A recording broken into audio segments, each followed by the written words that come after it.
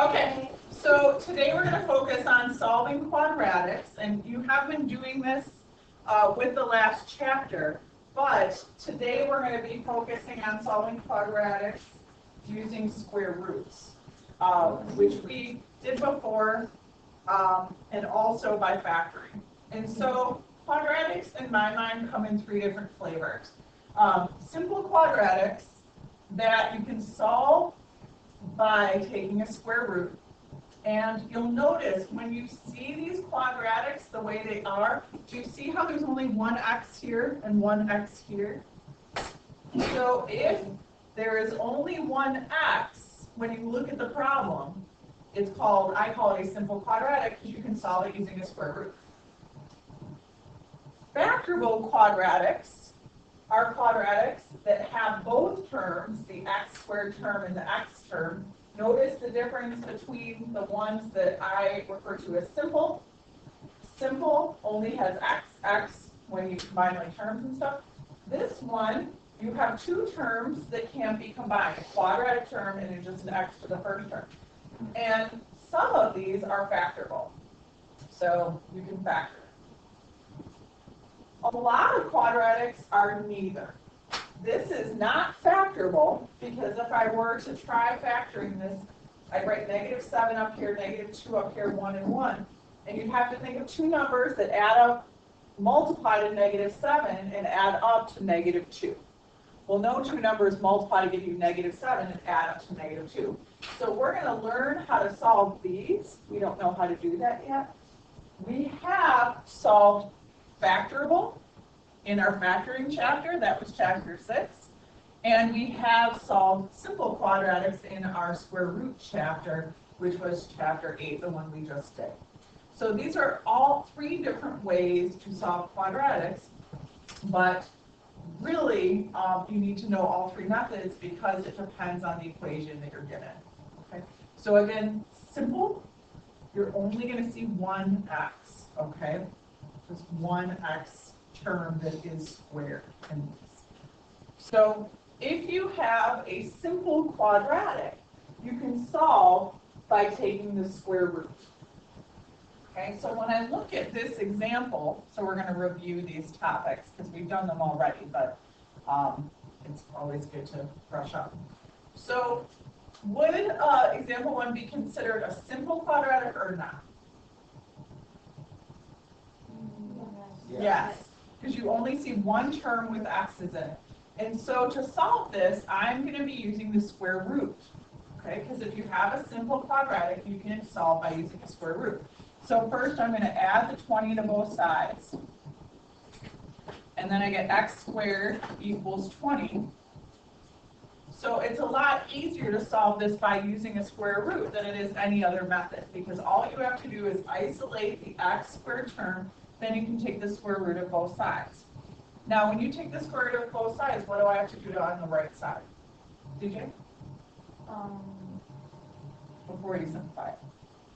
What do I have to write over here? A 1. Plus minus. Oh, I knew that. Yeah. So it's a quadratic, so you really should be getting two answers. One which is the positive and one which is the negative. So here, I have x, because the square root of x squared is x, equals, and how do we simplify the square root of 20? Or can we simplify the square root of 20? Isabel? 2 radical 5. Good. So this is side work. 20 equals square root of 4 times square root of 5. Square root, or 4 is the largest perfect square that fits inside of 20. So it's 2 radical 5. So here's my side work. So x is plus or minus 2 radical 5. So if you have a simple quadratic, Wait, what you put? oh, sorry, I got it right over here. A simple quadratic, you can solve by taking the square root.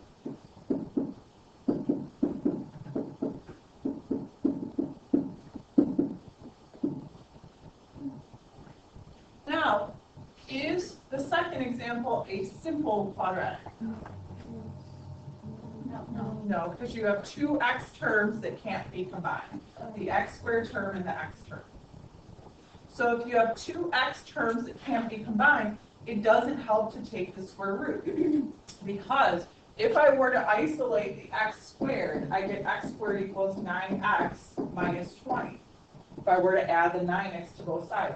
Do you guys see how taking the square root makes this x, but then it traps the other x under the square root? You can't solve by taking a square root. Okay. So that method is not going to work. So what do we do to solve that quadratic? Yep, factor, and we use the snowflake method.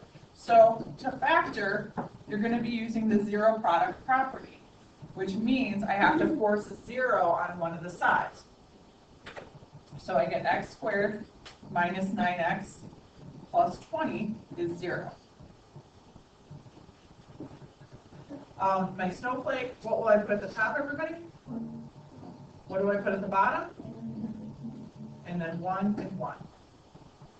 Anyone think of two numbers? Charlize? -4, -5. Good. -4, -5. So these are my coefficients. So it's x minus 4, x plus 5, nope, minus 5 equals 0. Yep. Yep, x equals 4 and x equals 5.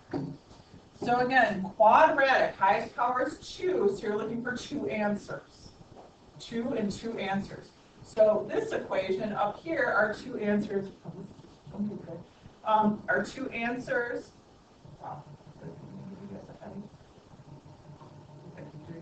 Okay. This one are two answers for positive square root of 2 square root of 5 and negative 2 square root of 5. Those are our two answers. And this one are two answers for 4 and 5. Okay, so I'm still getting two answers. It's a quadratic, so you should get two answers for the majority of them. Let's take a look at example 3. How would you begin this problem to make it less yucky? Isaac? Yeah, let's get rid of that 2. Then we don't have a fraction to deal with. Okay, that's always going to be my suggestion when you have a fraction in an equation is you clear it. I do this in all levels of math. It's just going to make your life easier. You don't have to deal with fractions. On the left side, you do have to distribute. So you get 2x squared plus 4x equals 1 plus 4x. What do you think I'd do next? Brennan? I would go ahead and get the 1 plus 4x on the left side. Go ahead and factor it. So let's see what happens when we do that. If I subtract the 4x from both sides, do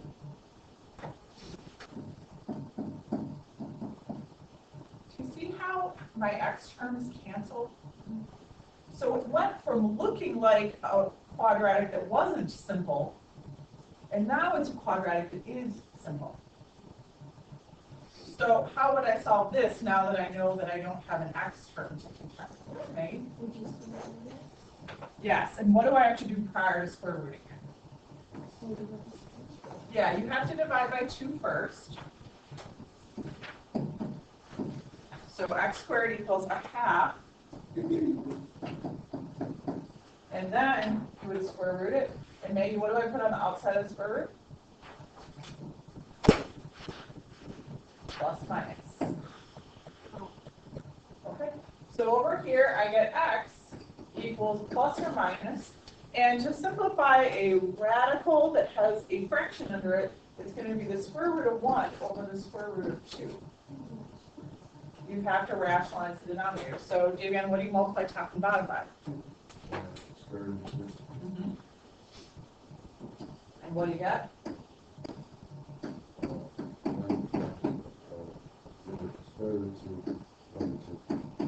Good.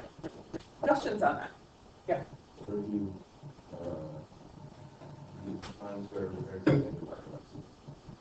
So if you were to square root it first, that would be at this stage, 2x squared equal 1.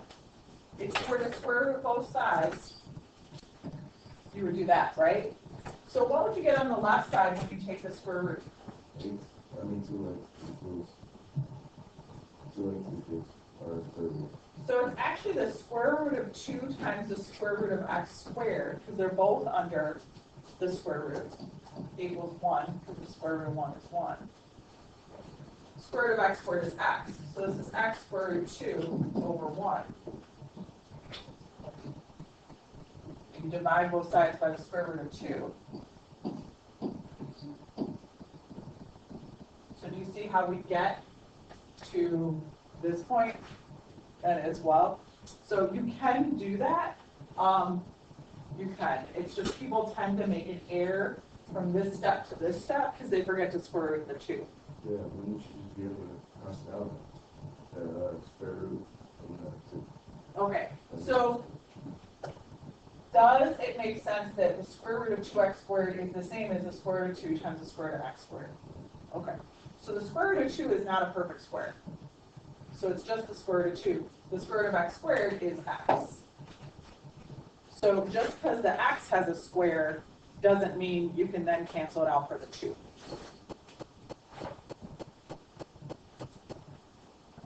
Good question. How would you guys go about this problem? Ashley? Good.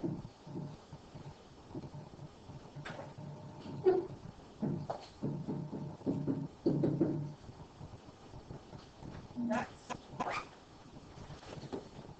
Charlie? And what would you get?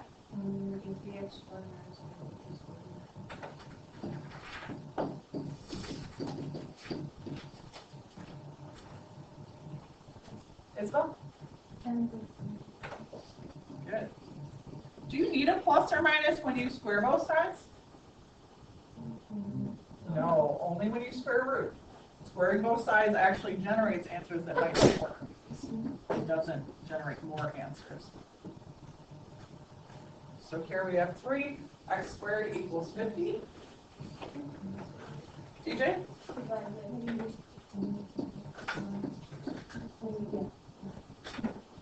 So x squared equals 50 thirds. Amelia?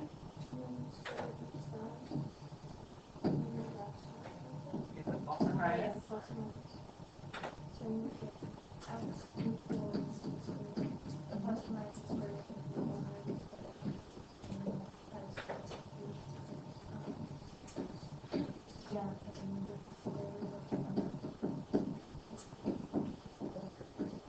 All right, can we simplify the square root of 150?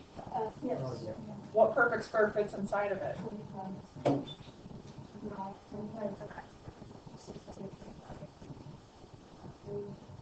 No. I mean, no. So it's a square, so let me just do some side work over here. The square root of 150 is the square root of 25 times the square root of what? 6. What's the square root of 25? 5 radical 6. So 5 radical 6.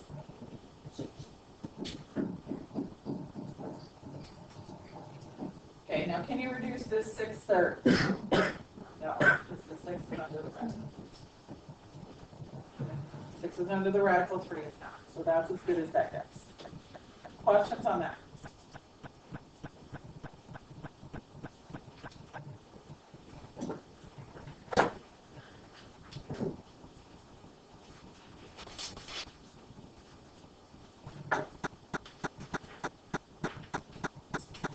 Okay, so this looks like more than it is, and you do have some time to start, so if you guys want to grab a book, page 544, grab your assignment notebooks too, or whatever you want to write them down. I'm going to push the slide right now.